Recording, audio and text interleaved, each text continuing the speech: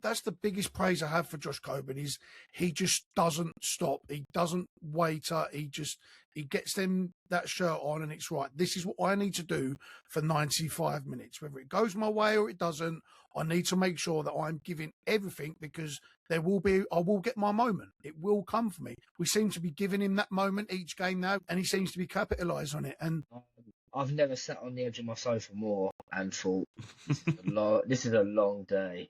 There was not one break in that first 20 minutes where we had a chance or a corner or anything. It was just pure pressure.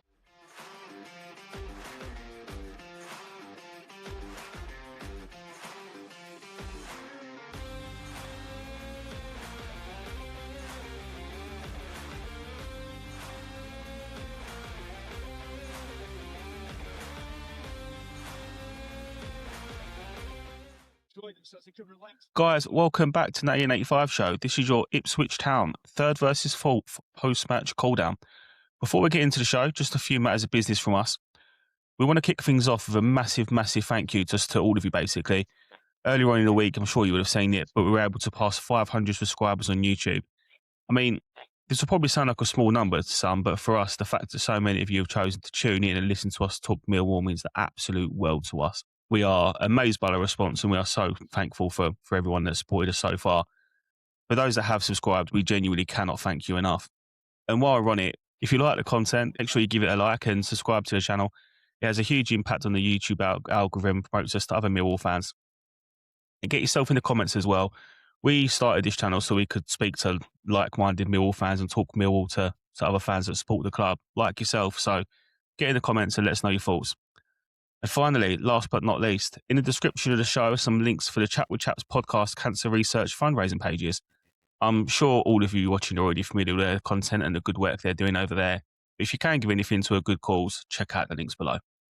Right, finally, into the show. Joining me tonight to talk about the game, we've got Jay and Charlie. Great to have you on, boys. How are you both?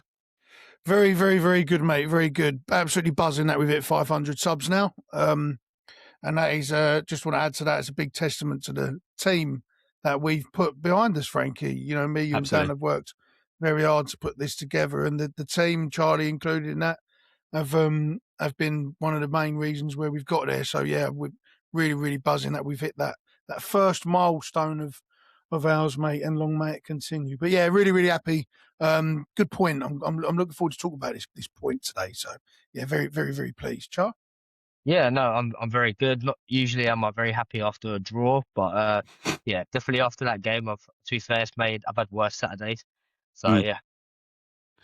Yeah, do you know, after last week's, let's call it a debacle and move on swiftly, shall we? But after the nonsense of last week, I think it feels like a bit of quite a revitalising point, and almost we're back on track now, it feels like. So let's move on to our first segment then, which is our analysis.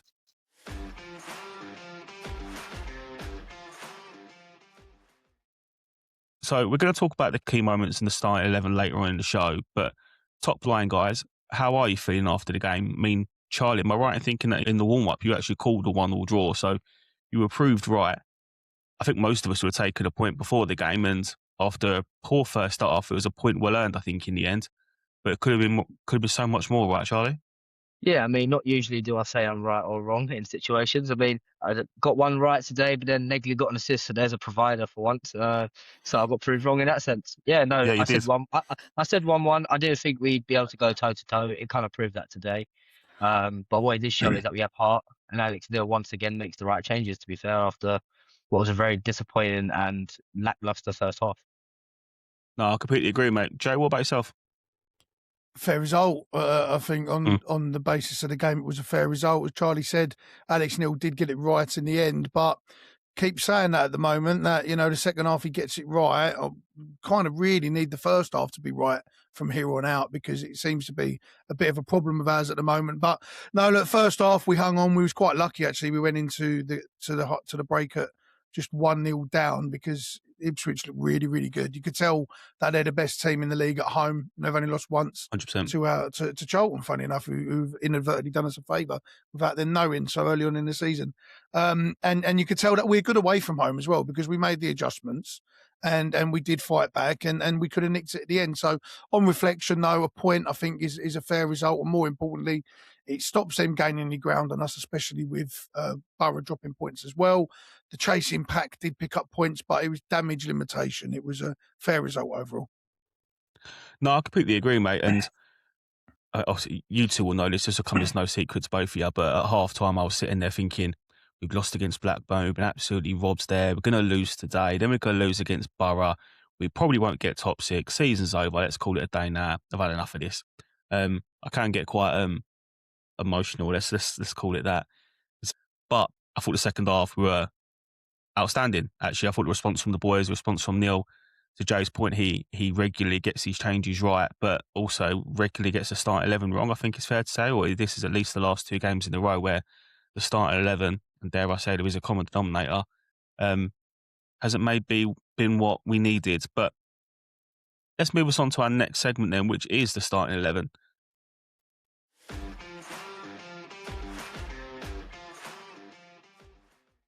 Millwall made 2 changes from the robbery that was last week's game against Blackburn. Anthony Patterson stayed in goal. Bit of a mixed bag, in my opinion, actually. He made a wonder save 1 minute, and then we were maybe a bit disappointed with himself for the goal he conceded. I mean, Charlie, we'll start with you, mate. What's your thoughts? Yeah, I mean, first of all, let's go to the first save. Do you know what I mean? Absolutely unreal. Like top draw. Like even me sitting there, I was thinking, yeah, this is going in, flying in, and somehow he's got the hand to it. And it's not even fingertips; it's a proper hand to it. And we could tell that there's class in that keeper. Yeah. I feel like a lot online as well. We've seen a lot of people saying, "Oh, Max would have saved the second shot," but the problem is, I think Max saved the first shot. So you play Probably cards against each other. So either way, it's going to be end up 1-0. Second one, I do feel like he could do a bit better. It's probably his side of the goal, but I think from the review of what I've watched, it looks like it's kind of travelled through bodies, and he might be blindsided. It's true. I mean, Jay, what's your thoughts, mate? 'Cause I mean, maybe I'm being a bit harsh, but I think he should definitely save the second one. I'll take Charlie's point that it's coming through bodies and it's coming in quickly, but it's right down the middle of the goal. But he has then earlier on in the game kept us in it, I guess. So can't be too harsh, right? Yeah, look, he ain't going to keep them all out, and I just think there was a slight bit of unexpectancy, even though he played with Jack Clark at Sunderland, and even Clark even said that he went that side because he knows Pato, and Pato knows he would have probably gone to the other side. So I think Patterson kind of got himself a bit sort of stuck in the mud, if you will, with his boots. It did come through bodies, and it was just one of those, I thought he was excellent after that. He claimed everything. That save as well was world class. World class. You can call it, let's call a spade a spade. It was world class, and it ultimately kept us in the game. His distribution was quite poor, but I thought overall, look, it kept us in the game with that save. A goalkeeper's job, I think he did it to the best of his ability, considering the firepower, the amount of goals, the amount of shots that Ipswich had and took and have had over the season. Yeah, I'm not going to be too harsh on Patterson because he's been excellent. No, that's fair enough, mate. And moving on to the right-back position, in a roundabout way, this is the first of the 2 changes. Crammer returned to his right-back role in place of Danny McNamara, who went out the side in place of Caleb Taylor. Jay, what did you make of Crammer's performance, mate? Shoot me down, but let's be honest here. I thought Crammer was terrible. I really did think I agree. he was, and this is, I love Crammer, and this, I'm not going to get on him. He's been amazing all season, but let's be honest here. Let's just call it what it is. I felt he had a really off day. I felt Clark, especially in that second half, gave him a torrid time. He was tearing him inside out. The mistake for the first goal to give away the goal, it's really poor from him. Just clear your lines. It's basic football defending 101. Yeah. There's a couple of times where Crammer drifted forward and he took a pop shot from sort of 30 yards out. It's a low percentage chance that's going to cause issues in a game where we really need to capitalise on the chances we get. I felt he kind of needed 45 to get himself back into the rhythm of playing right back again, because after that, even though Clark was making life difficult for him, he did really deal with things and he was getting up the field a little bit more. Let's just say, because of how good he's been, it wasn't one of his best days. Let's be kind to him, because he's been an absolute rock for us. You'll be able to correct me if I'm wrong here, but I believe that's the first time he's played right back since the Portsmouth game, when I personally thought he was at fault for 2 goals in that game as well. And I said it in the chat earlier, but I do have some questions over Cranmer at right back. I think he's a fantastic player, and I think he largely gets away with some poor decision making by being an outstanding technical footballer and an outstanding athlete. But some of his decision making at right back, when he decides to bomb on, when he decides to sit, where he shows his player, I think it leaves a lot to be desired. And Charles, I want to get your thoughts on it, mate, really. I mean, in the second half alone, the amount of times he showed Clark onto his right foot when you're sitting there thinking, just show him the byline. And he kept doing it, How he weren't punished, I don't really know. Yeah, I mean, I think there's a few factors for Kramer's kind of performance today. I don't know if it's an instruction from Neil, but Aziz didn't look like he cared enough to get back either, which allows Jack Clark to kind of decide where he wanted to. I feel like Yeah. if even if Aziz kind of came 10 yards further deeper, it would have made him have to think, I'm gonna have to take him on the outside. But I said Kramer just let him on the inside every time, and lucky enough we had Taylor there who blocked pretty much everything today. Just asking him to play a role that's not his natural role. But he's been outstanding there all season. But again, he's been chopped and changed from the inside, from the outside. I think it's more the tactical tweaks. I think you see it for the actual goal that they scored today. I think in a normal game, and I think most footballers will say that now, is their natural instincts kind of get taken out of the game. Whereas he probably wanted to clear it, but they probably worked on, right, as soon as we win that ball, we need to transition rather than probably getting it cleared. I don't think it's his worst of the game. I think, like you said, Portsmouth, he got run ragged, and Jack Clark is one of the top players in the league. So getting the same as when Aziz does the wing backs every week for other teams. It doesn't mean their wing backs are terrible. It just means Aziz has obviously had a good game. He just had an off day. Yeah, that's right. Yeah. So I think it's just same. And obviously, as I said, like it's hard to switch between that centre back mode where your kind of sole purpose is heading up, all out, and man marking, to being switched back to a right back and being told to kind of run up and down for 90 minutes and again try and lock down probably one of the best players in the league. No, I completely agree, mate. But you touched on the centre back, so let's get on to him and try. I'm going to stick with you for this one, mate. But Caleb Taylor did return, as I previously mentioned, with captain Jake Cooper. Not an easy game for either of them. That stands strong, and I thought they were outstanding for large periods of the game. But Charlie, what's your thoughts, mate? Yeah, I mean, Cooper, good as always. I don't think Cooper put 1 foot wrong today. I think he just standard performance for Coops. For Taylor, you can tell he's just come back from an injury. There's a few things that he normally would deal with ease, especially in that first half where he kind of stepped out to win a header. It kind of bounced in front of him. He's kind of then trying to chase it down, gets pushed off the ball a little bit. But like those things obviously don't happen week in, week out. But you haven't played for a few weeks. You're leggy anyway. And as you said, it's a tough game to come back into. I don't think I think he was one of the best in that back four. I think he blocked pretty much everything apart from the goal. So. Yeah, Jack, what's your thoughts, mate? So I think I agree with Charlie. I thought in the first half in particular, Taylor did look a bit rusty, and I was a bit concerned. But as the game went on, in particular in that second half, he was just an absolute brick wall, wasn't he? I thought he was excellent. I really did. I thought they both were. O'Shea made it really, really hard for Cooper. Really hard for Cooper. He was on him the whole game. Now, that was a proper wrestle. Cooper's going to be sore tomorrow. But Taylor was blocking everything. There was a few Ipswich comments as well about, how good Caleb Taylor was. I honestly thought he was excellent. I didn't really think he looked leggy. I thought he looked fit.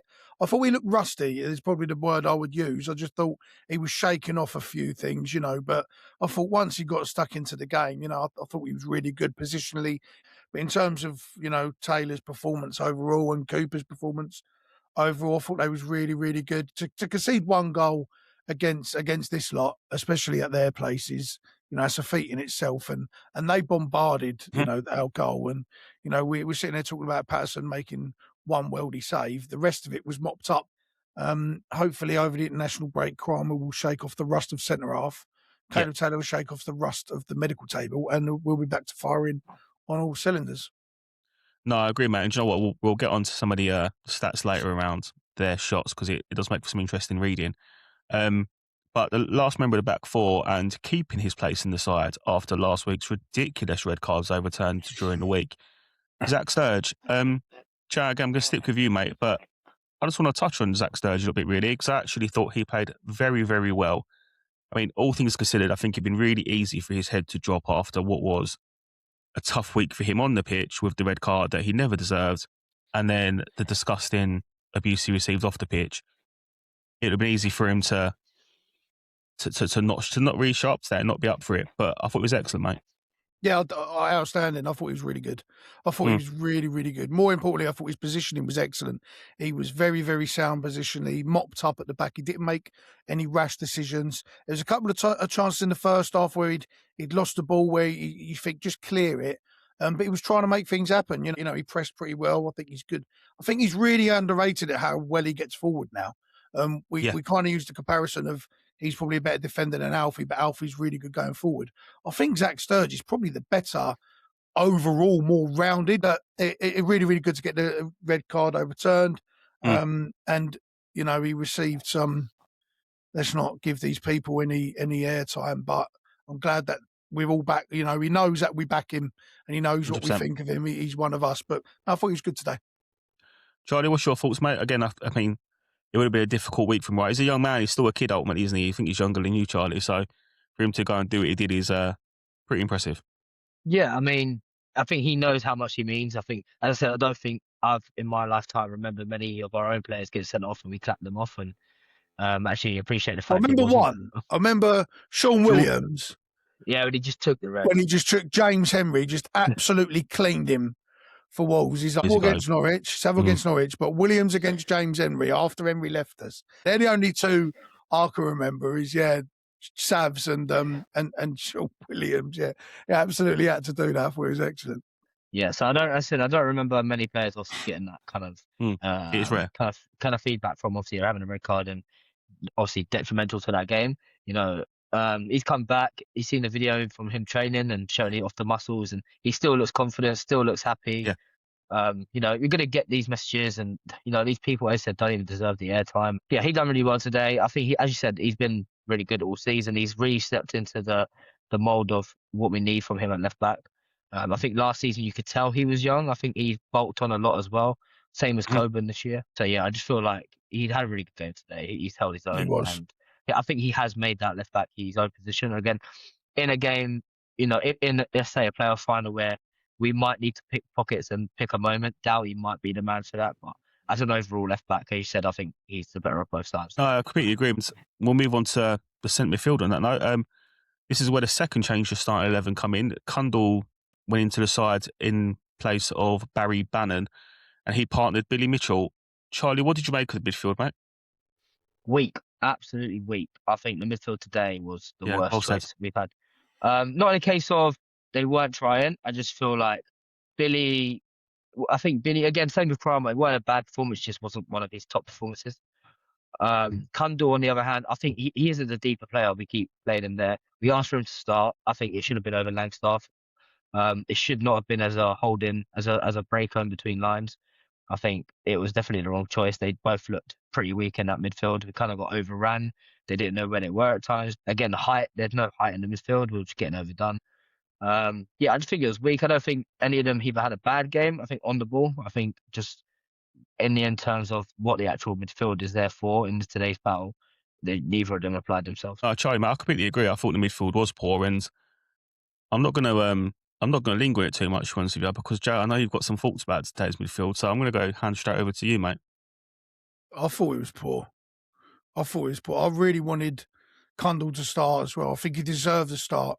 More to the point, I thought he's played very well in the cameos that he's made. We didn't retain possession very well. We didn't do anything with the possession that we had. The ball kept coming back. We was not making progressive passes. Second half, that changed. I thought Billy did a lot better in the second half. I thought he got his foot on the ball. I thought it helped having Bannon next to him. It just didn't work out, right? And we lacked strength in there. We lacked size. We wasn't winning the second balls. It just wasn't an ideal performance. I think more to the point, it wasn't a matchup. The matchup didn't favour us at all. And we were underutilised with that. We had Langstaff sitting in that 10, which didn't offer any structural support to the two central midfielders, because he's there to ideally to press and to try and force Ipswich to go down the wings. That's what the press is there for. It's to cut out them central lanes. He wasn't doing that. He offered no help to them two whatsoever. So every time the ball was coming from Ipswich, they was bypassing Langstaff. It didn't work today. It lacked aggression. It was just an off day for Billy. And Cundall probably wasn't the game that he should have started. And if he did, probably should have sat in the 10. Yeah, but look, they did well enough. They hurried. It wasn't lack of effort at all. They were just physically, it just didn't match up with the size and the pace of the game in that first half. No, I do agree. I think the second half it gradually got better, but I'm not sure if that was more due to a tactical I think shift. that was our changes, and I think that was Bannon coming on to get control of the game, and that was definitely the instruction from Neil. Yeah, and I mean, you've already both touched him, so we're going to go straight into number 10 position. Macaulay Langstaff started. Now, we're going to try and add a little bit of balance, right? Because actually, I do think before the Blackburn game, I actually thought he had a good run in the side. He looked like he was starting to improve and he was having an impact. And I was actually surprised how often I find myself putting him in my starting 11s. But the last 2 games, he's been poor, and it feels to me like maybe this is time to explore a different option, and maybe whether it's as to Jay's point, a tactical change or just a change of personnel. But it's not worked for Langstaff in the last 2 games, and I mean, yeah, just guys, give me your feedback. What did you make of Langstaff today? I didn't like it. He's been good. Okay, let's remain impartial. Let's say what he does do good. What he does do well is he runs. He runs and he will press, but that only suits certain games where teams potentially play a bit of a low block and they try to play it out from the back, and you want to hurry them into forcing mistakes so that we can create a quick transitional turnover and that we can pin them back. It works then. It doesn't work against teams that are good footballing teams that want to come after you. It doesn't, because they just get around him. And I don't think he's technically good enough to capitalise on when he does win the ball. He can't pick a pass. I don't think he made one pass to Negley out wide, which was a good move that we got a corner from. But it was a standard pass he had all the time in the world. He doesn't win the ball. He can't pass the ball. I don't know what we need to see now. We did the same at Blackburn, and we did the same today. And you could largely say that the Preston game largely bypassed him as well in that sense. I think the game is bypassing him. He will run about. He will do whatever Neil asks him to do. He will not complain, and he'll give 110%. That's the good. But the bad is just too bad for me. He's just not good enough to start for this football team. And you could say, well, the 4-2-3-1 has worked all year. It absolutely has. But Langstaff hasn't played in that 10 all year. Yeah. And when we've now had to transition, we did this last season to a 2 up top, and we've gone for the jugular. In the last sort of 3 or 4 games, it's worked. This number 10 doesn't work. Hasn't worked for us, in my opinion, for having a player that could play the 10. I think Smallbone was that guy. Neil even said Smallbone was going to be that guy today in the 10. But now he's not fit. So we haven't got a natural 10. Negley's not been good when he's been there. I do like Cundall, and I think if he should have played the 10 today and probably played Derek for a bit more physicality or Bannon early on, but that's hindsight, right? But I just think that, Cundall, give him a go there. He can chase, he can press, he's good on the ball, Cundall, more to the point, and he pops up in good positions to score goals. Langstaff doesn't score goals, he doesn't assist, he doesn't pass. I know I'm going on a bit of a rant here and chat and all the viewers. I know you might going to come after me and all that, but it ain't good enough. It is not good enough. The 4-4-2 now has to be formation 1 going into the running, because it's worked. And we'll come on to Ivanovic and others in a moment, but it's worked. And Langstaff, yet again, 2 games in a row, has been hooked at half time. His sole purpose is to press, and the press wasn't there. We actually pressed better with 2 up top rather than Langstaff having that free roll, because they just knock it around him and he isn't good enough to carry it out. So, I'm going to get pelters. Give me all the pelters that you want, but I don't think he's good enough, and it has to stop now. Charlie, I just want to touch on something Jay said there, mate, actually, because I think it's a really interesting observation that the 4-4-2 is actually working better, right, at this moment in time. Whether you can make the case for the whole duration of the season, but right now we have more success for the 4-4-2. The first half today, Langstaff was really not in the game. I do think there is an overarching point that when he plays these better teams, he gets found out a little bit, to be honest with you. But moving on from that, I was watching the second half sometimes and thinking we've gone a really aggressive man-for-man press here, where our midfielders push onto their fullbacks, our centre forwards push onto our centre backs. We were pressing them all over the pitch. You could actually argue that Langstaff maybe would have been better in the second half in that sort of setup, where he's asked to just run at centre backs, just hurry him. Yet he'd come off and he doesn't play that role when he's on the pitch. Charlie, what's your thoughts on it, mate? It's a tough one. I think, as I said, we've already gone over what he does well and what he doesn't do well.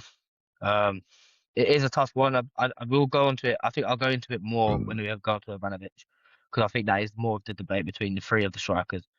But I think today at times he did press and no one else pressed with him, and I think that's one of the issues. As you said, Jay, on the ball offers nothing. Complete. The amount of times he will receive that ball and he'll just go backwards or turn towards like the sidelines. I don't know why. Instead of taking it on the half turn, I think there was one as well earlier in the first half where he apparently slipped on the ball, given as a free kick towards Ipswich. But yeah, I don't really know what ref gave there. Yeah, I don't know how he gave that, because to me it looked like he actually won the ball and then got taken out. But yeah, I think Langstaff, it's a difficult one. It's effective against certain teams. It's not. In hindsight, it's always easy to look at it. I think it's just about, again, it didn't work today.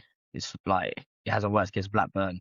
I think the Blackburn game we need to actually write off as a whole performance and not look at it. But I also think sometimes he's also looked as a scapegoat in a sense of he's going to be the one who gets hooked, isn't he? To change it to a 2. Like, so you look at it. Yeah, I get that. You look at it against Hull. We weren't great against Hull. Watson got taken off. It isn't a look on Watson. It's just a case of it's not working and the whole team is not playing great. There is that. So I think it also we do. I don't think I said Langstaff's in there for one sole purpose, and it is to press and to maybe get a last minute or get a one. Majority of the time, look at his goals when he has scored, he's won us the game, and I think he is in there for one sole purpose, and it's to press. If it doesn't work, then obviously he comes off.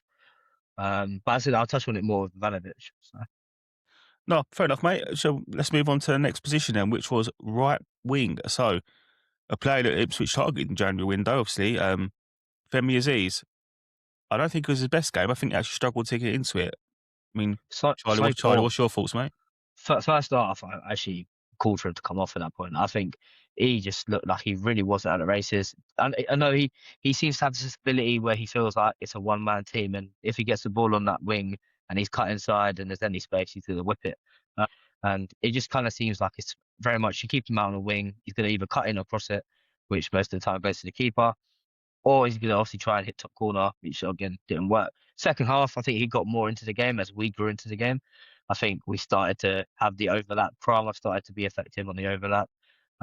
We had chances. I still think he should score his chance, which the keeper makes a great save. When he's at it, he's the best winger in the league. When he's not at it, it's not like he's having a bad game. It's just not coming off for him. And I feel like he could have helped out Kramer a lot more defensively today. If he knows he's not going well, go forward, at least try and help more, go back. But it's just one of those things. And we look at it back at now. We would have took a point. He's a catalyst for getting that point, obviously getting us on the field today. So. Yeah, Jay, what's your thoughts, mate? I mean, he can't be a match winner every week, can he? If he was, he wouldn't be at Millwall. So, what do you make of him today? Yeah, look, it's just, I think his performance was more a victim of us not being able to get him in the game more than him having a bad game. I think, it just didn't come off. Kramer was a little bit out of sorts, but when it did, it ticked. We was rolling. I think the second half he was really good. Femi, I thought countless times down that right-hand side in that second half, he was beating his man, he was balls into Barry. Him and Barry linked up pretty well. Some crosses into the box. Probably should score, in my opinion. Everyone's saying Ivanovic should have scored when he hit the bar. I actually think Femi before that should score. But he's a percentage guy. 9 times out of 10, he'll make the right decision. A couple of decisions he made today were poor, where he's took a shot from distance or something, and that's purely out of frustration because he hasn't had the ball, and the one time he gets the ball, he wants to make something happen rather than maybe just making an easy pass and resetting and going again. But yeah, we're in this position largely because of him this season. So I'd say he fell more victim just to how the game went that first half rather than his own personal performance. The goal again is poor, that from him and Kramer we've said, but no, it's look, he was just, like I say, more of a victim of our own doing rather than his own performance. No, do you know what, mate? I completely agree. And there's another player, I think, particularly in the first half, didn't have a great game, but in the second half, come alive. Was Camille Negley on the left wing. I thought he was very quiet in the first half. Did nothing at all, really. I don't actually remember him touching the ball other than his shot on goal. Second half was a bit better, wasn't he? I think he protected Sturridge really well in that first half. I thought he did defend very well. And I think you saw him trying Which you expect from him now, Tino. Which you do expect from him. And he does that. He does that. If no one's going to cover more ground than Camille Negley, no one's going to give more than Camille Negley, in my opinion, right now. And I felt that he was dropping inside sometimes as well, just to support Cundall and Billy. You did see that sometimes he was trying to follow Clark in at times. Yeah, the second half, though, I thought he was outstanding. I really did. I thought everything we did went down that left-hand side, and his fantastic wing play to get across your man, let the ball come across your body. And Charlie's been calling for it. We need more output from Negley. We really do in this running. And what a way to do it, because that was a delightful ball in. And he actually picks Coburn out. And it's a very Femi Aziz-esque ball where you put it in that no man's land where the keeper's not going to come for it because it's going to bounce off of whoever's running into it. And the defenders can't really clear their lines because it's probably going to go in the back of the net. And it's a delightful ball in. And he's deserved that, really, a bit of to get on an assist or a goal sheet, because I think he's probably, over the last sort of several games, I'd argue he's probably been, along with Coburn, our best player. Charlie, I know you love an opportunity to talk about Negley and how good he is, mate. So I'm going to go to you next time. He's there. Coburn Negley. No, honestly, all I've been asking for outside of his game, he's unreal every single week in terms of what he puts on and his effort. That's never been anything I've been questioning. Yeah. It's just the output in terms of assists or goals. And as you said, Jay, he's put out an Aziz type ball. He's picked out probably the one man who you probably don't win that chance situation there, because those are the chances he normally misses. But today he's done so well, and he's finished it off today, Coburn. And, with Negley, again, his output, he's running, he's tracking back, everything you want from a winger that you don't normally get to see from a winger. If it weren't Coburn for man of the match, I think he'd probably be up there in that second half performance. I think it was quite harsh to take him off as well. But I feel he just looked tired, didn't he? Yeah, he just needed probably a little bit of a rest, and there's no one that probably deserves more of a rest for the area that he's covered over the last couple of matches. I agree. But yeah, no, honestly, he's definitely turned a page, and if he can get more goals and assists, and I feel like I definitely, as you know, someone that's very harsh on him. He's just 8 out of 10 every week when the team are ticking this majority because of him. And I feel like this season we've gone through patches of who's going to be the player of the season. I think Kram has carried us a lot. Aziz has obviously carried us, but I actually think majority of the time as well, in terms of actually just grinding out results, I think Negley is definitely up there for top. It's like one of the best players this season. That is high praise indeed, mate. After you said he was overrated earlier in the season, so the fact he's managed to change your mind, like, I think actually, like, that's no slight on you, mate. He's improved, right? And yeah, no, I'm sure. I said there's a geezer in front of me that at one point we obviously started having arguments every single game, but even like last week he came to the stands. He was like, heard me praising him, and he was like, Jesus Christ, what's going on? And I was like, listen, if you're wearing a Mill shirt, I'll back you no matter what. I will give you criticism if it's justified. It's never personal, is it? Yeah. I've never questioned the fact if he's good enough. It's a case of whether he shows it consistently. His performances obviously changed from actually the Boxing Day game against Ipswich, and obviously all we're asking for is more goals and assists, which is obviously trying to take some of that kind of responsibility off of Aziz, off of Coburn. But today he done his part. No, and Joe, you've just touched on him. So leading the line and the final member of the starting 11 was big Josh Coburn. Exceptional leading the line once again. I mean, Charlie, I'll stick with you, mate. I mean, just a quick summary. How good was it? It was another Warriors performance, wasn't it? Yeah, I think today showed the good, the bad, and the ugly of Josh Coburn. I think, in times he can go missing in a game if we're just kicking it long to him and giving him absolutely no hope. But what I really liked about today is it kind of gave me that Mitrovic vibe, which we're all hoping the Serb is, where he's throwing himself around. He got booked for probably the worst. Like, at the end of the day, it's kind of like Coburn he jumps for a ball, he'll get thrown around everywhere, nothing's given. The second he starts throwing himself around, it's a foul. Card. Yeah.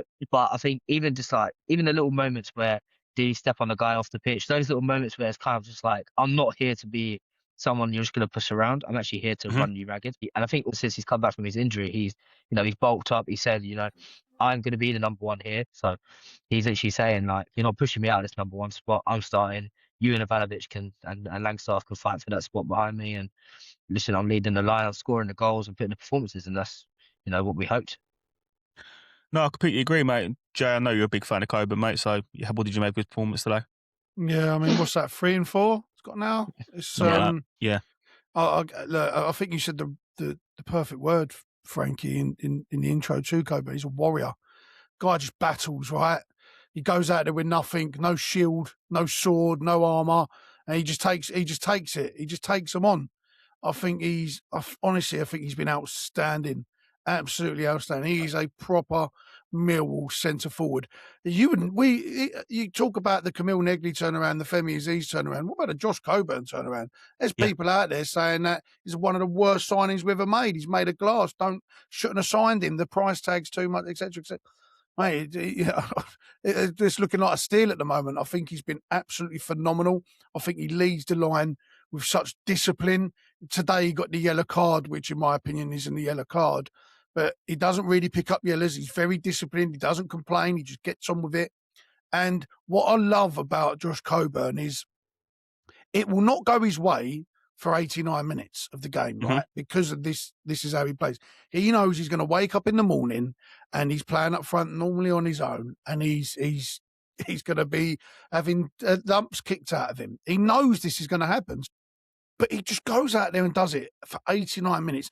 And what I love is that the perseverance he has with it is so consistent from minute one. It doesn't drop off. He doesn't go off the boil. He doesn't shy away from it. He doesn't avoid a certain defender if it's not going his way. And then that one moment pops up, like it did today, like it did against Derby, like it did against Hull, where he's on the end of it and he's clinical and he makes it count.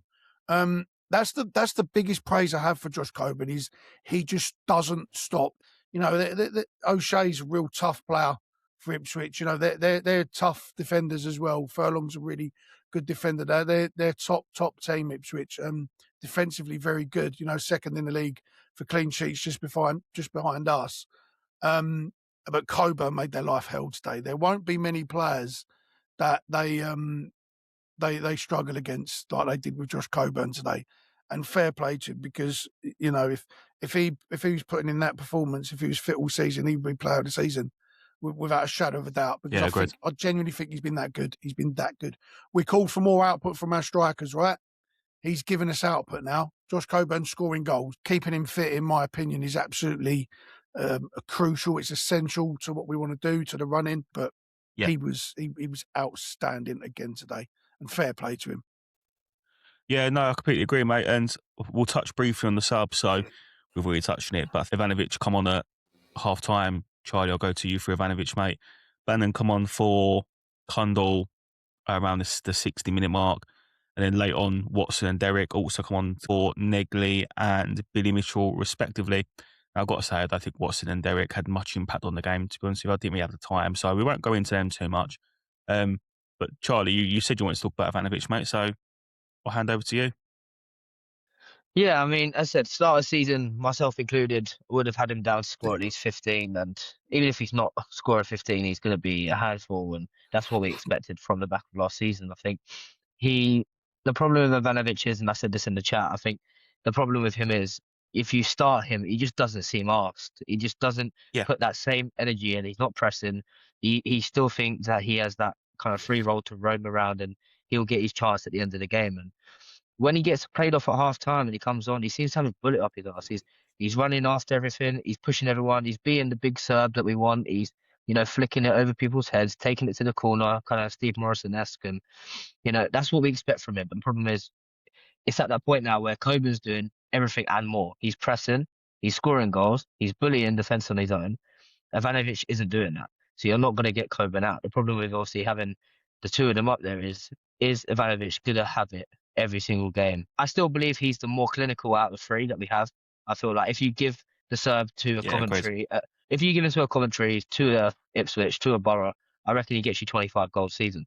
The problem is we don't provide the service that he expects and that he probably wants. He is the attacking striker, pull it back, he'll score you goals. I feel like today he done really well. Same against Hull, kind of a game changer. But the problem is, you start him. Is he going to put that same effort in? Is he going to want to play second fiddle to Coburn and realise that Coburn's obviously kind of the main outlet? I just don't see it. But I think he does well when he comes on and seems to have a point to prove. And I feel like that needs to kind of remain the. I would start them the rest of the season now. Same as Me too. He's better in a partnership. Yeah. Yeah, the same as the back end of last season. I think it was kind of that point of Coburn does the dog work. Ivanovic is just the clinical one, and that's kind of what happened last season. He definitely had an impact today when he come on, didn't he? Whether it was his, whether it was more a tactical change or whatever, but he did a lot more than Angel did. Don't get me wrong, it was a bit of a low bar, right? I think he's definitely better in a partnership. And to Joe's point earlier, if we go back to that, he has to start for me. Yeah. But Joe, just hand over to you, mate. You called for Bannon actually earlier in the game, and I thought he played well when he come on. So give me your thoughts on Barry Bannon, mate. Yeah, I thought Bannon was good when he come on. I thought he gave us control. I thought he offered us an avenue to unlock. I thought he put some good deliveries in. He made some good passes. A lot of people said it weren't a game for Bannon. I actually thought the opposite. I actually thought the way the first half went screamed for Bannon. We needed someone we didn't need physicality. We needed control. Some games you need physicality, right? Today in that midfield, we just lost the battle. We needed someone to just take control of the ball, right? Yeah. Put a foot on the ball. And I thought Bannon really did that when he come on. I thought he really helped change things. And was a big reason why we saw that game out, because we was able to maintain an attack. There's always been a question of, can he play in that deep with a two, right? And not have men surrounding him, and he's quite isolated in a 2 and a 4-4-2. But I thought he was excellent. I thought he was really, really good. The few people don't like him. I think he's quite a chalk and cheese player within the fan base, but I do think he was better for being on the field than being off it today. I thought we needed that control, and he gave us that. No, I agree. I thought he played well. But let's move on to our next segment then, which is the key moments.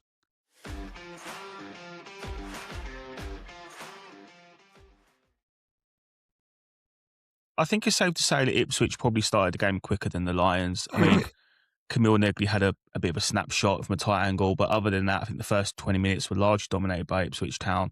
Maybe not so much chances, but I think definitely in terms of possession and territory, they had the edge. Coburn picks up a booking on the 16th minute. He then, not long after, manages to turn his man, get a shot away that was blocked behind for a Millwall corner. I mean, it was a fairly tense start. I wouldn't say Millwall particularly settled into the game. The first real breakthrough of the game did actually come for Ipswich when, after a bit of pinball, a deflected shot fell straight to their centre forward, I believe, and that called Azon. Sends the effort towards goal, and it was an absolutely outstanding save from Patterson. I think Jay touched on it earlier, said the word he used was world class, and it was certainly would have been 1-0 if Patterson wasn't in goal. I mean, Charlie, I'll go straight to you, mate. What did you make of that first 20 minutes? What did you make of that Patterson save? I've never sat on the edge of my sofa more and thought, this is a long day. Like, there was not one break in that first 20 minutes where we had a chance or a corner or anything. It was just pure pressure. And to be fair, the lads did really well to keep it 0-0 at that point. Yeah. There wasn't any kind of clear-cut chances. There wasn't. They did quite a lot on corners, and we weren't at our greatest at set pieces today. But yeah, that save came out of nowhere. It's one of those kind of point blank. You think, yeah, it's just rifling into the top corner. Somehow he's got a set hand to it. As Jay said as well, like, it's world class. It literally is a fingertip direct, like reaching out to his, like the biggest point he can to tip that over the bar. And yeah, it was unreal. Yeah, and then so after constant Ipswich pressure, I mean, it just kind of continued, really, didn't it? I think there was the odd exception where Tristan Graham had a shot from 30 yards. Personally, I don't think he should have took the shot. And then something similar for Femi Aziz, had a shot from distance. That, again, I think Jay touched on it earlier, it's probably more out of frustration and desperation that we were so pinned back that when we did get out, we almost felt a little bit anxious to get the shot away. It just felt like we were camped in our own 18-yard box, and we just couldn't really establish any form of control in that midfield whatsoever. And eventually that pressure from Ipswich did pay off. And if Alex Neil wasn't furious with what he saw in the first half, it certainly would have been on the 41st minute. From a Millwall perspective, after such a tough first half of football, under so much pressure, We end up just gifting them such a cheap goal. We have the opportunity to clear it on the right side of the area. Both Aziz and Kramer decide to try and play out the situation where really, again, got benefit of hindsight. They should just be getting the ball and clearing it into touch and trying to get into half-time unscathed. We give the ball back to Ipswich. Jack Clark, the danger man, able to come into his right foot. I've got to say, I think Kundal should probably do better than letting him go in the way he did. He gets his shot away and he turns it home. I mean, there's so many faults in this goal. It's actually difficult to pin it down on one player and say one person did anything wrong. Funny enough, I've literally just seen a video on Twitter where it looks like it took a slight deflection. So maybe Patterson criticism over shows a bit harsh. But I mean, Aziz, Kramer, Kundal, Patterson, I think we'll all think they should do better, wouldn't they, Jay? It was just a collective downfall to the goal, wasn't it? We don't do well enough with the initial pressure from Ipswich. We don't do well enough to clear our lines, to step up. The first thing you want to do, or that I call for, I scream this from the stands every week, when we clear the ball, now step up. Get up. Step up to the next phase, right? Push your central defenders up to the edge of the box and get your midfielders up to that halfway line. Just push them back a little bit. We don't do that, right? We drops to Kramer, who just, Aziz thinks Kramer's going to clear it. Aziz isn't expecting it. And like you say, they think that they can play their way out of a bad situation, and it falls against us. And Patterson, I'm not going to be really too critical. I don't think there is a great deal he could have done with it.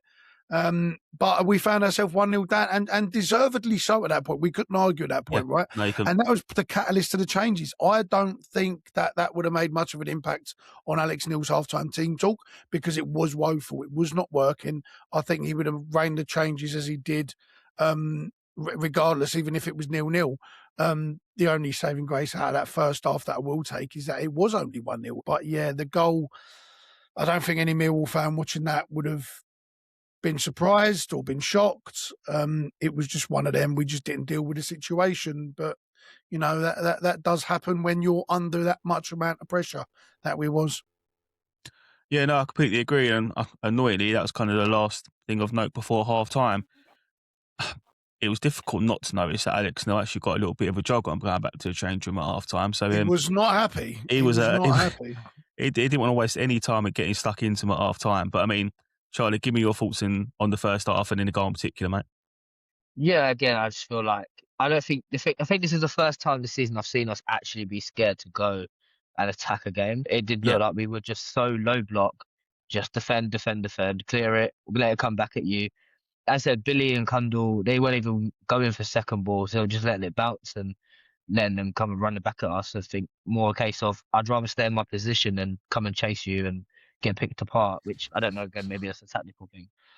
We just looked scared to move. It was kind of like a case of no one wanted to make a mistake. We'd worked so hard to get at 0-0 and keep it at 0-0. No one wanted to make that mistake. And again, I think the goal as a collective was a case of it kind of bundled his way through, and then Kundal's kind of just let him run at him, take him on the inside, didn't even try and kind of get back into a position where he could block the ball. Taylor obviously rushes out, and obviously he kind of makes himself as kind of big and tries to block it. It just kind of zips past him and flies kind of past Patterson. I think the first half wasn't great, and many a times we've seen it. I just feel like the changes he makes and his way of looking at the game. He's a good manager. He's in a sense of he's not like Rao and Harris, where he would have thrown on another, Hutchinson and Murray Wallace to go 5 in the back and sit and try and defend a 1-0 and hope we get a corner. He looks at the game and goes, there's still 45 minutes to try and get a point or 3 points there. No, actually, you make quite a good observation, because I did think to myself in the first half, this reminds me a lot of like a Neil Harris game of football where we were just camped in around 18-yard box, just everyone in the 6-yard box basically head it, kick it, get it away from our goal. I mean, what I would say is not a Neil Harris goal to concede. No. So that's kind of where the similarity changes, I guess. But I mean, I actually enjoyed the quote from, I think it was Sam Matterface on ITV. He said Ipswich couldn't cope with the heart and desire from Millwall, but Millwall couldn't cope with the technical and the drive from Ipswich. And that pretty much was the game. It wasn't a case of it was. That's good like, shout. We couldn't handle the players they had on the pitch, like technical wise, and the actual the pass and movement and everything else that they obviously work on.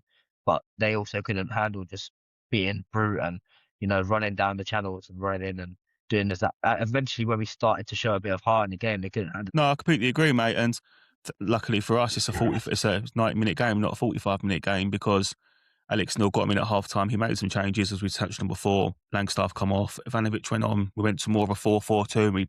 We pressed them really high in the second half. And it didn't take long at all for us to see the benefits of the changes as Millwall get back on parity on the 50th minute. Just to talk through the goal a little bit. Zach Sturge gets the ball down the left-hand side, tries to send the ball down to Negley, takes a bit of a deflection. Negley does fantastic. He's just too strong for Furlong, manages to turn him. He actually makes a bit of him proud of himself, in my opinion, asking for the foul. It's never a foul in a million years. It's embarrassing. He's turning him, he's got in his space, Negley. He's driving towards the edge of the area. And he plays a pinpoint ball into just on the edge of the 6-yard box to an unmarked Josh Coburn. It was a fantastic response. And Jay, you kind of touched this earlier, but I think the thing that really impressed me with this goal is I don't think that goal happens if there's not two players in the penalty area. I think it comes as a direct response from the change, because one of the centre-backs has to go across to Negley to occupy the space that's been vacated by Furlong getting turned. And that leaves one centre-back then marking Ivanovic and Coburn. He can't pick them both up. He kind of gets caught in no man's land. And Coburn is all by himself. And the ball in the end looks relatively simple, even though I'm sure it weren't. But it worked, right? Yeah, it was excellent. It was really good from Zach Sturge. His first thought is he wins the ball and he's right now give it to Negley, and he's done that really really well recently. And Negley, as you say, this is all Camille Negley. You know, the easy part is Josh Coburn tapping it in, but this is all Camille Negley. He's too strong for Furlong. It's never a foul, not in a million years. And as you say, it's quite embarrassing for the way he was. He wanted cameras and war wounds to be shown, and you think that. Negley's got a bit of time here, right? He takes a couple steps, he takes a couple touches, he's just buying his time. The central defender then goes out to try and shut him down. And it's just then Coburn's at that back stick. And this is all by design, right? This isn't, let's just knock it into the area because we've got two centre forwards in there. Mm-hmm. One of the central defenders, I can't remember who it was, might have been O'Shea, goes across to Ivanovic. And there's Coburn who's onside, right? If Ivanovic probably goes to the ball, he's probably off. And he just puts it in, it bends it round almost like finesse, that L2 double tap triangle round the defenders to Josh Coburn at the back stick. Perfectly weighted. Our older viewers have no idea what you just said there, mate. They have not got a clue. That's a testament to me because I'm quite old as well. They're looking at the keyboard. Me too. Yeah. But it's just perfectly weighted. It's a perfect height. It's just right in the breadbasket. And Coburn does exceptionally well to slam it home. And it was straight out the traps. Ipswich couldn't deal with it. They was forced back by the two up top. The press actually worked a hell of a lot better. They couldn't get their wingers into play as much, which then opened up the midfield, allowing us to then step up. Negley and Femi were able to chalk their boots a little bit more. And then Ivanovic, and Coburn were then able to occupy the back four, and the goalkeeper massively struggled with us playing two up top. His distribution, his fear when the ball was played back to him, he fell apart. The keeper, he absolutely fell apart. And we pressed at the right moments, we pressed at the right times. Alex Neil managed the second half really, really well, but the players, more importantly, they stood up to the mark and they realised, what wasn't working, and we went after Ipswich. Charlie was right. There was a bit of fear there, I think. You're going to Portman Road. We've lost once at home all season. They're really, really good. Your season's almost riding on it. If we'd lost today, season's riding on it. Yeah, you're looking at the playoffs at that point if we lose that game. And it's almost as if Neil said, "What are you scared of? What are you scared of? Go out there and show them who we are." And we did that. And we got in their face. They didn't like it. We were then more physical. We had more control. Yeah, it was a great response, a really good early marker. I think the goal coming as early as it did in the second half was key. Yeah. I think the longer that second half goes on and we don't score, I don't think we do score the longer it goes on. So I think the early goal was really, really key. But we came out the traps and Ipswich probably went in and probably had a little chuckle to himself and thought this was going to be, an easy 3 points. And it wasn't. No, I completely agree, mate. I think, as you touched on it already, but the goal actually proves to be a huge momentum changer in the second half. Plays out largely in a very similar way to the first half, actually, just in reverse. We got a series of corners. Crammer hits one over the bar. Caleb Taylor can't turn the ball home from another corner. Whatever we did in that second half, whether it be tactical approach, mentality, personnel, the changes worked. Around the 55th minute mark, we actually had a goal disallowed for pushing the keeper from a corner. One word answer, boys. Was it a goal or was it not a goal? Jay, you first. That's a foul. I know you said one word. We don't like the rules. It's a foul. Yeah, I think it's very similar to kind of how it went at Hull. You get some, you don't. Yeah. I think another day, you know, I thought it was quite soft, first of all. But then I think I've seen it back and he kind of gives a little shove just as he jumps. After that, I think the game actually then gets a little bit scrappy again, to be honest with you. I felt like every 2 minutes, Ipswich making a substitution. From a Millwall perspective, Bannon come on for Luke Hundle in midfield. 2 minutes after coming on, Bannon has his first real impact on the game and just work a little bit of space to get himself half a yard on the edge of the area. He's actually pulled back. He should probably go down. He doesn't, stays up, has a shot. It's a piss poor shot and it just goes wide. Watson then comes on for Negley and Mazo Sacco comes on for Mitchell. And then there's the big what-if moment of the game. So, again, just talk you through it. Watson and Sturge combined really well on the left-hand side. Watson plays the ball into the box. Coburn, again, as he did all game, just holds the defender off really well, gets the ball into his feet, really strong, lays the ball off to Bannon. His shot's deflected. It goes straight to Aziz. His right-footed shot is somehow turned away by the keeper, who's almost diving the wrong way and just sticks his hand out and manages to get a strong hand on it. The rebound falls to Ivanovic, who you have to give him credit. He's the only one alive in the box, and that's why he gets the chance. Right? It's not it didn't fall straight to him. It's almost behind him, and he's the only one moving, and that's why he gets his goals, because he is awake in them situations. He hits a really good volley. He has to go higher. People are moaning about it. He has to go higher. There's 2 players in the line. And then, unfortunately for us, the ball hits the bar and bounces out rather than bounces down into the net. But that was the moment, right, in that second half of what could have been. I don't know what your thoughts are, boys. Yeah, it was. It's unfortunate. I'd argue, you know, I've seen people saying Ivanovic has to score. That's the second time he's done that this season. So what? You know, he took the right angle. It's unfortunate. But look, it just didn't fall for us. You know, it didn't fall for us. We piled under pressure a few corners after that. You know, a couple free kicks as well as a free kick directly after that for a handball. That is a good opportunity. Bannon puts a good ball in. We just can't, as you said, we just can't really. We just couldn't get it over the line. You know, it didn't fall for Ipswich and it didn't fall for us. So it was just one of them. You know, but if that goes in the 88th minute, then wow.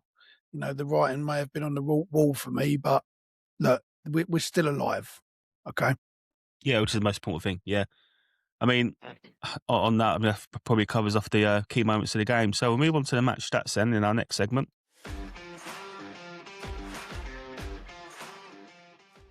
As you would have expected before the game, Ipswich dominated possession. They had around 64% of the ball. Millwall actually edged XG, which probably reflects how good some of them second half chances were for Millwall. I mean, you look at the stats there, and Ipswich edged the shots with 17 in total, 4 of them on target, compared to Millwall's 13 shots with 3 on target. It's very, very rare that a team has less shots but has more XG, particularly when it's that variation in the amount of shots you've had. I think Jay touched on it earlier. If you look at it, they've had 17 shots, 4 on target. Dare I say, Jay, the other 13 hit Taylor's and Cooper's legs. Yeah, they did. Or their heads, or their backsides and backs and ankles. And Cooper actually rolled his ankle quite a few times in that half. It'll be interesting to see how he's doing on Monday morning if he pops up on the injury report. But yeah, look, you look at the stats and you'd probably go, it's probably an even game, right? You know, if you're not looking at the eye test. We did the same when we did the cool down. I did the cool down with Nick for Blackburn, and the stats really told the tale of the game. Then, you know, Blackburn dominated the entire game. They won the game.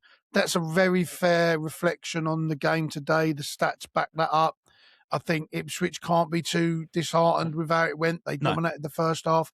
We dominated the second half. The stats back it up. It was a very even contest. And shows two sides that are fighting for automatic promotion. That, you know, they couldn't break us down at the Den, we couldn't break them down, and it was the same today. Yeah, and just a couple more. And Charlie, I actually got one I want to ask you about, mate. But you look at their keeper made 2 saves, Patterson made 3. Ipswich had the edge on aerial duels. They won 30 compared to our 25. The reason I'm bringing this up is I think this is actually something that Jay and Nick mentioned after Blackburn is that we lost the aerial duels in that game as well. And I checked against Derby. This is now the third game in a row where we've actually lost more headers than the opposition. We're talking about a game of fine margins, right? And dare I say, one of them headers earlier on in the season, Taylor gets up and we nick that in the last minute. Is that something we need to keep an eye on? Not necessarily. I think you can't always be in the right place, get the run of the, lose your marker and all those sort of things that go your way when you need it to. Today, defensively, even my thought, every time we got a corner, a free kick or anything, you obviously think, yeah, this is it. Kramer, Cooper, Taylor. It just never happened. They were good in the air. Just got the best rub of the green. Some days, we can dominate, and other games we can't. And that's just how it went today, I think. But to be fair, for me, I feel like the actual major point of the game that changed was them switching Clark actually to the other side. I think as soon as they done that, it just completely took out everything from the sting out of their attack. Yeah. As soon as they put Philogene on it, Kramer got tight. He couldn't get the run, but he couldn't run off him. He didn't let him inside once. Whereas with Clark, it was every time he had him on toast. It was just inside. And I feel like for those last 15, if he would have left Clark on him, I feel like he would have got another one, to be fair. But yeah, set piece wise and aerially, you're going to get the rub of the green. Sometimes you get the run of the markers. I feel like today they did really well. I think they actually did really well on set pieces. They had a lot of variations in their actual corners. I feel like every troubled corner us a lot with set pieces. I was concerned for the first time this season about set pieces. Like every corner they seem to have a different kind of routine. But at one point it was near post, then back post, then it was two runners off the front and leaving one at the back. And as you said, like I think Furlong should have had another one at the near post where he absolutely bullet header and it just skimmed just past the post. And I feel like sometimes you get the rub of the green, sometimes you don't. No, I completely agree, mate. But that is the key stats, and we're going to move swiftly on to the last segment, our man of the match.